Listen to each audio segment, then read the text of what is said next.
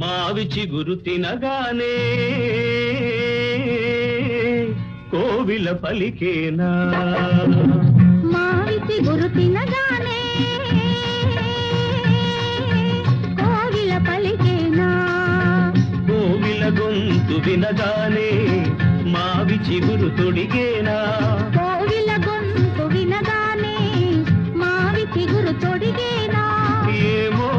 ఏమనునో గాని ఆమణి ఈవని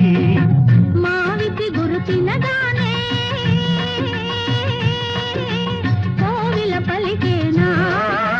కోవిల పలికే